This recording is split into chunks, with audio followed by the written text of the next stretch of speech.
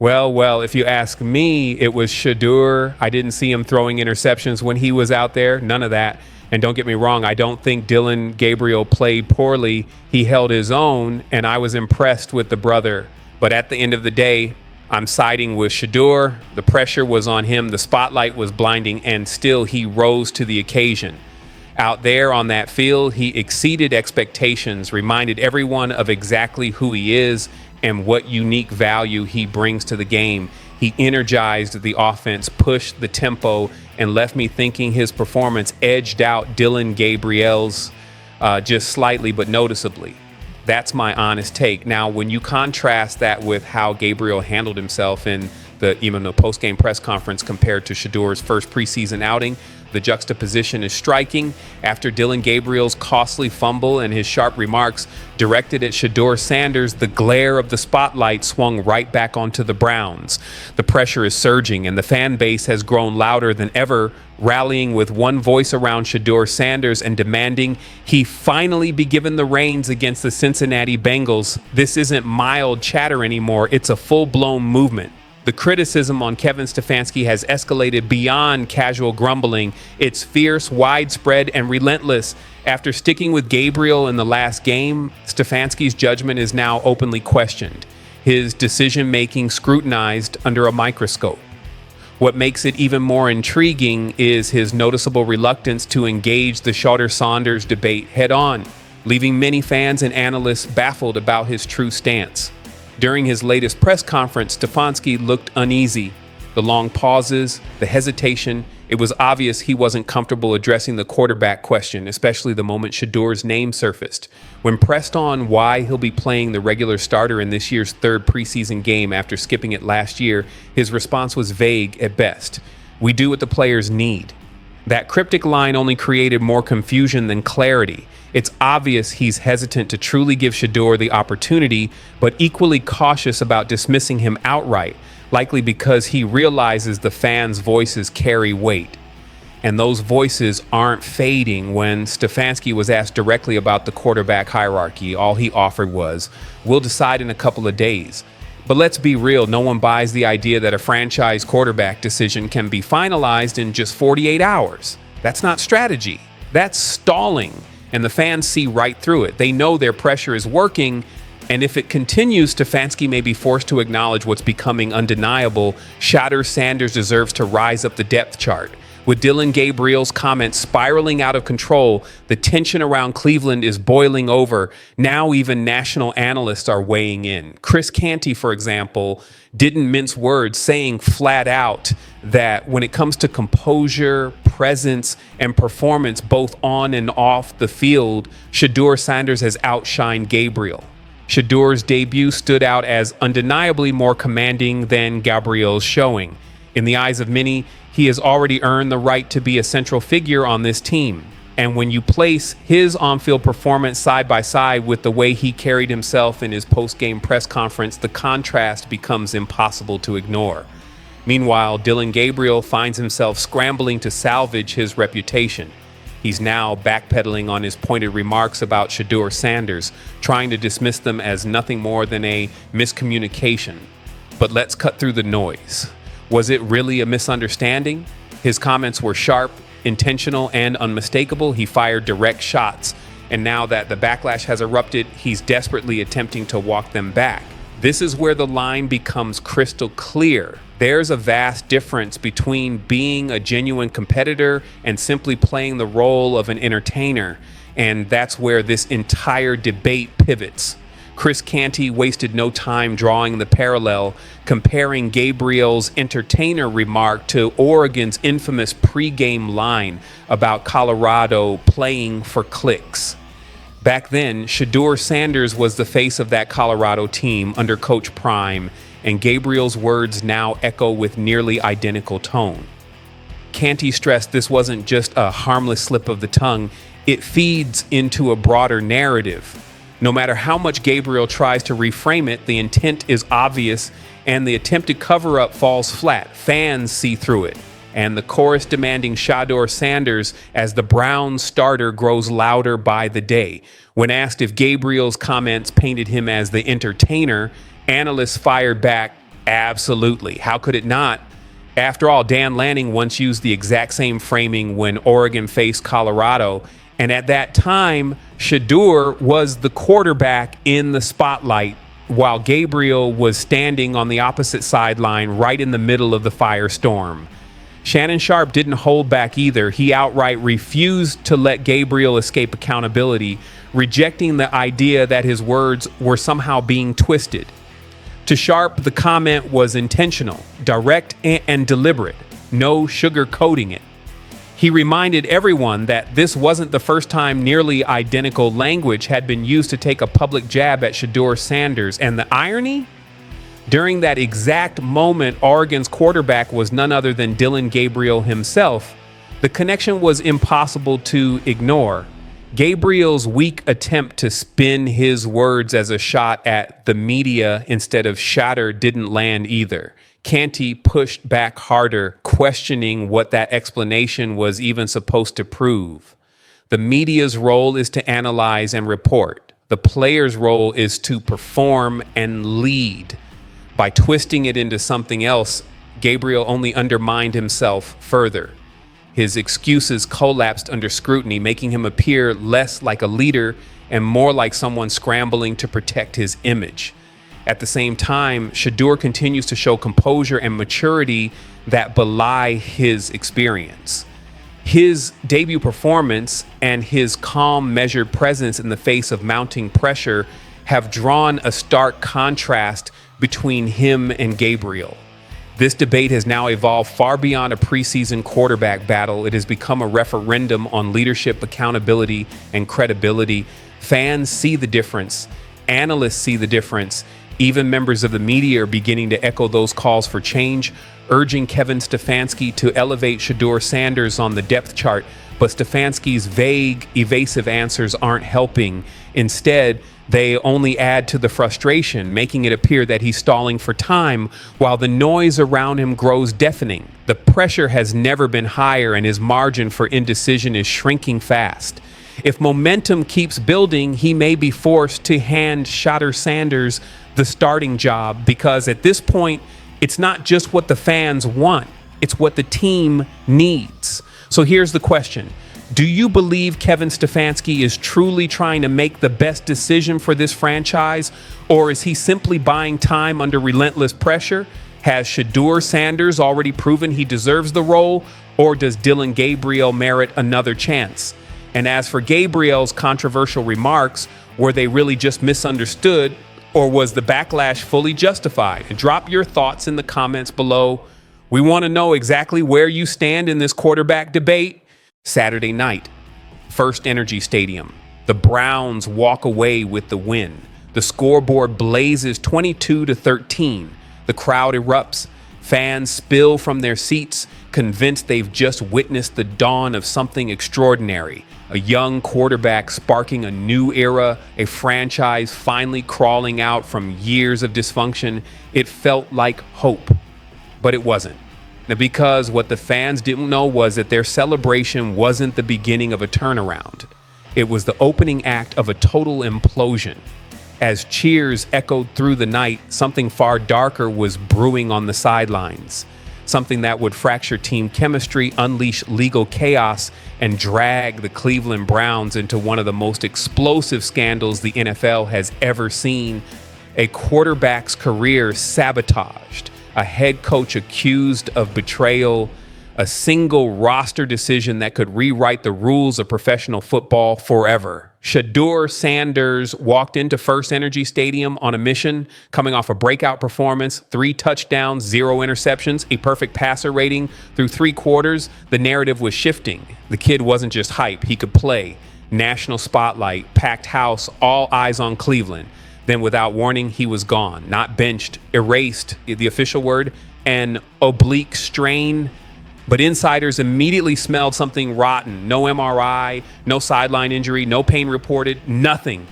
Sanders had been throwing darts in warm-ups, laughing with teammates, fully engaged, no hesitation, no signs of discomfort. This didn't look like injury management. This looked like a setup, and the timing couldn't have been more suspicious. Sanders had momentum. Fans were buzzing.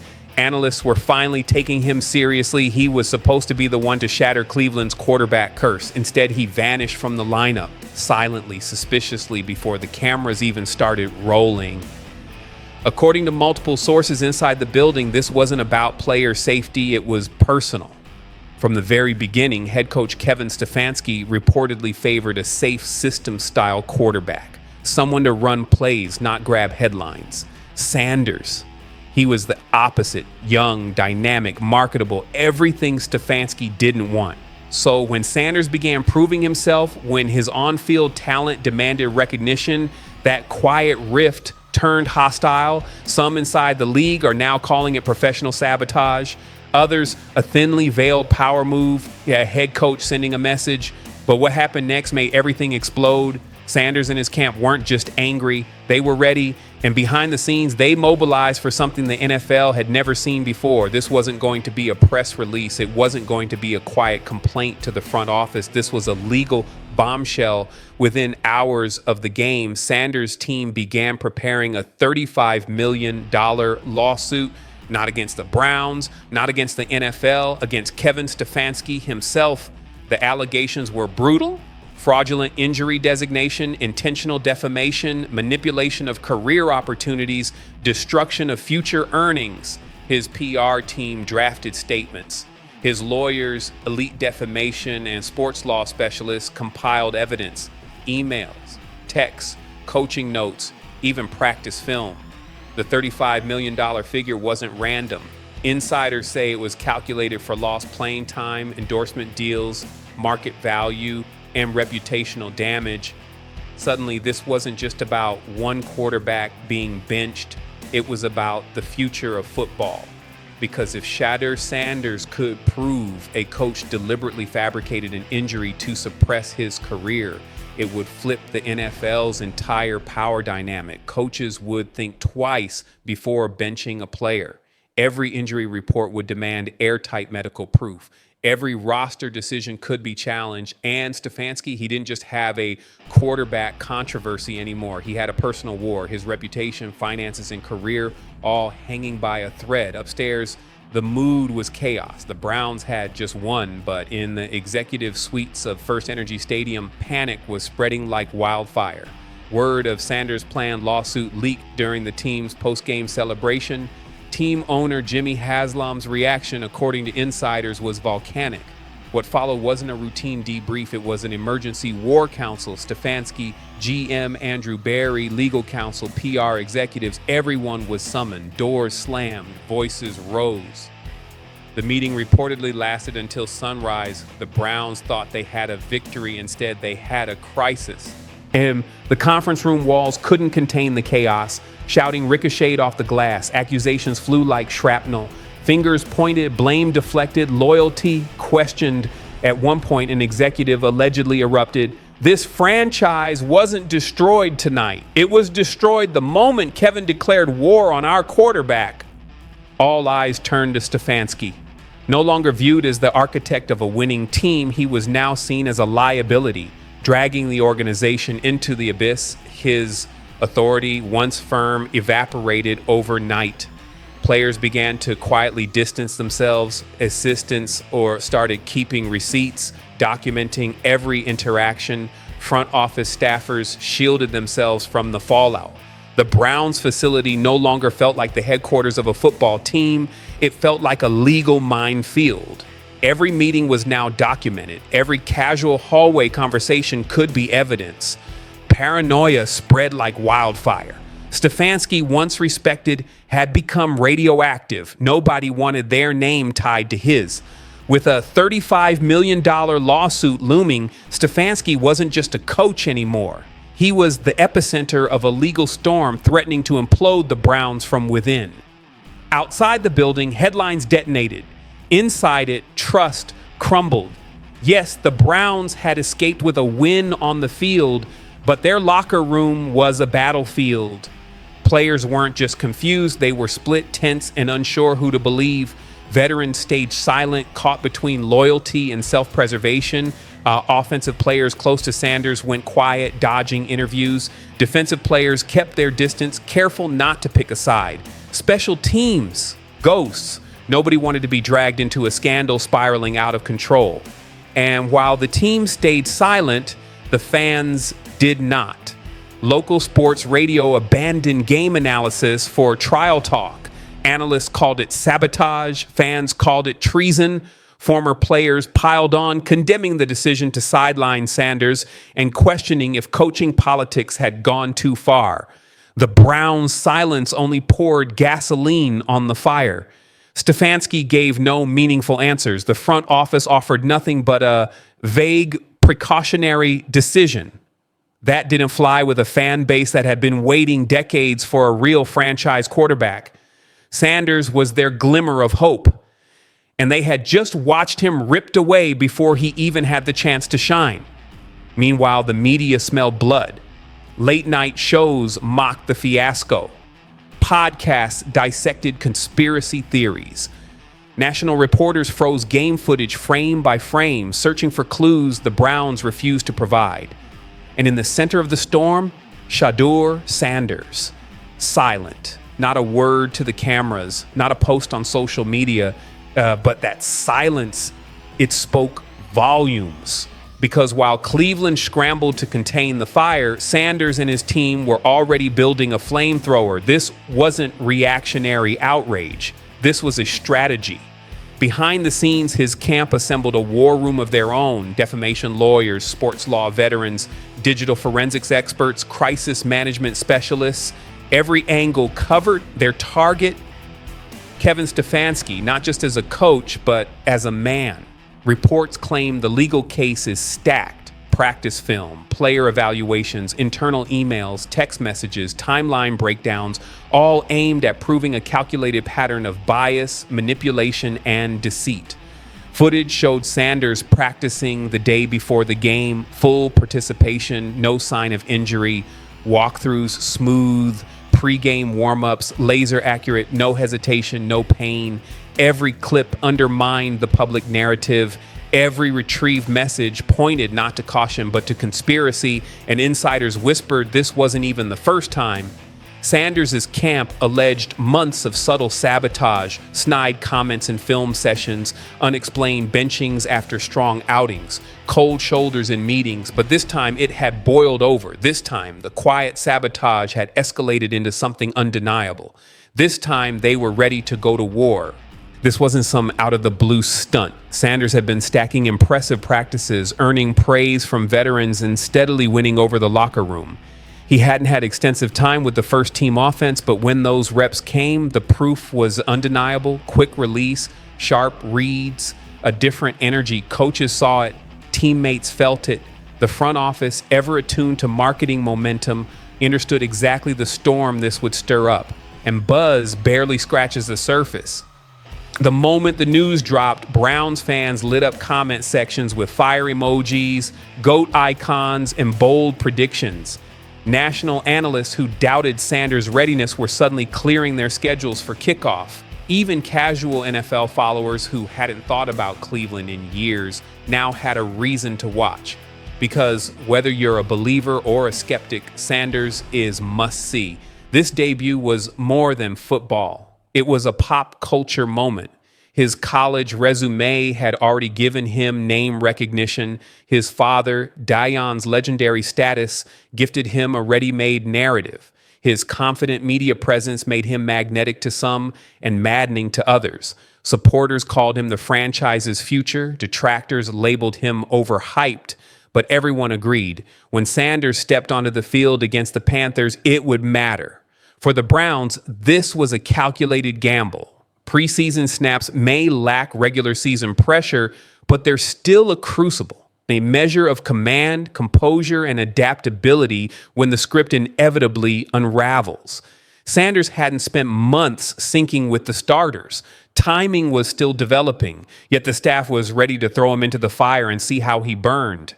The conference room shouting couldn't be contained by walls. Voices clashed, accusations cut through the air like blades, fingers pointed, blame ricocheted, loyalty was questioned. One executive allegedly screamed, "This franchise wasn't ruined tonight. It was ruined the moment Kevin declared war on our quarterback." Suddenly, Stefanski wasn't the strategist of a winning team. He was the villain in the middle of a firestorm, dragging the Browns into legal and cultural collapse. His power disintegrated overnight. Players distanced themselves. Assistants documented everything. Front office staffers scrambled to shield their names from accountability. The Browns headquarters no longer felt like a football facility. It felt like an active crime scene. Every meeting left a paper trail. Every whisper in the hallway could be evidence. Paranoia spread like wildfire. Stefanski wasn't just a head coach anymore. He was radioactive, a man at the center of a $35 million lawsuit that could incinerate his career and fracture the league itself. And this lawsuit, it wasn't about a payout. It was about accountability.